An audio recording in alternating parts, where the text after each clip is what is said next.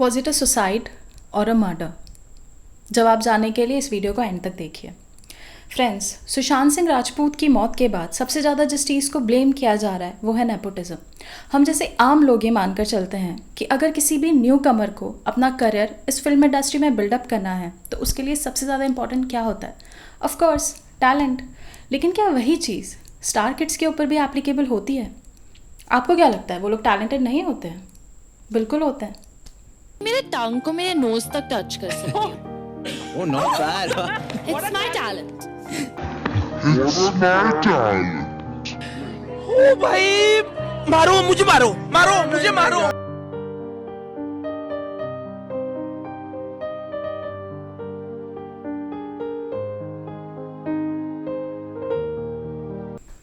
है ना talented?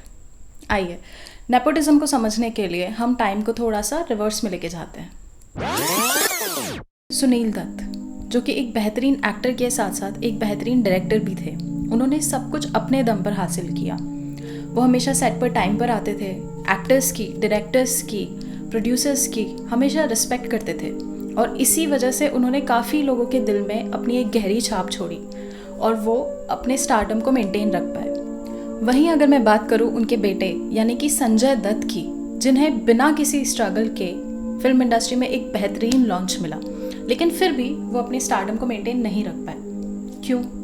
Reasons तो आप लोग जानते ही हैं। अगर आसान भाषा में आप इस चीज़ को समझना चाहते हैं तो इसे यूँ समझिए कि अगर कोई भी चीज़ आपको फ्री में मिल जाए तो आप उसकी कदर नहीं करेंगे, और अगर वही चीज़ आपको खुद का टाइम या टैलेंट या फिर पैसे इन्वेस्ट करके मिले तो आप उस चीज़ की कदर ज़रूर करेंगे। लेकिन क्या वाकई नेपोटिज्म गलत है?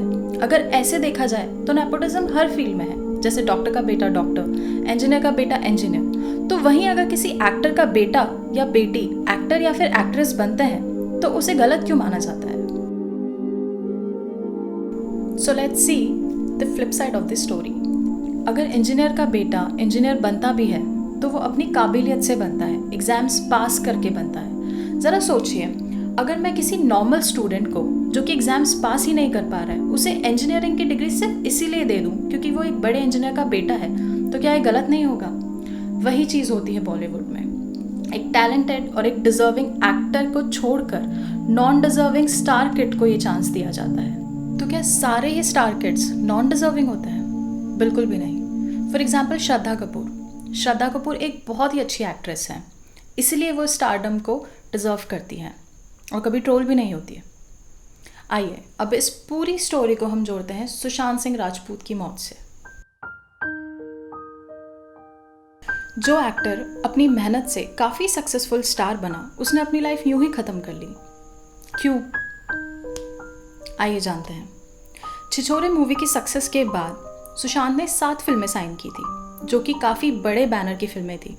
लेकिन धीरे धीरे करके उन 7 फिल्मों में से 6 फिल्में उनसे छीन ली जाती है। आखिर क्यों? हो सकता है कि वो 6 फिल्में किसी स्टार किड को जाने वाली है। यशराज फिल्म्स, बालाजी, धर्मा प्रोडक्शन जैसे बड़े बड़े प्रोडक्शन हाउसेज ने सुशांत सिंह राजपूत को बैन कर दिया था क्योंकि उन्होंने अपनी मूवी ड्राइव को लेकर ऑब्जेक्शंस रेज किए थे कि क्यों उसे बड़ी स्क्रीन पर रिलीज करने की बजाय सिर्फ और सिर्फ नेटफ्लिक्स पर रिलीज किया गया। आइए मैं आपको कुछ और एग्जाम्पल्स बताना चाहती हूँ कि कैसे धीरे धीरे करके ये फिल्म इंडस्ट्री सुशांत सिंह राजपूत को बायकॉट करती जा रही थी। Who would you kill, marry or hook up with? Ranbir Kapoor, Ranveer Singh, Sushant Singh Rajput. Marry Ranveer, kill Sushant, kill Sushant. Dating advice for Sarah: don't date your first hero. Don't date your first hero. Ranbir Kapoor, Very hot. Imran Khan, Extremely hot. Sushant Singh Rajput. Huh? Hot, I guess. I don't know. Sushant Singh Rajput. Huh?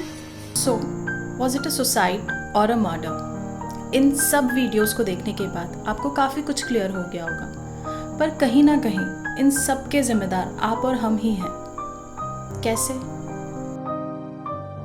अब आप लोग मुझे बताइए कि आप लोगों में से कितने लोगों ने सुशांत सिंह राजपूत की मूवी सोन चिरैया देखी है, जिसकी IMDb पर रेटिंग 7.6 है।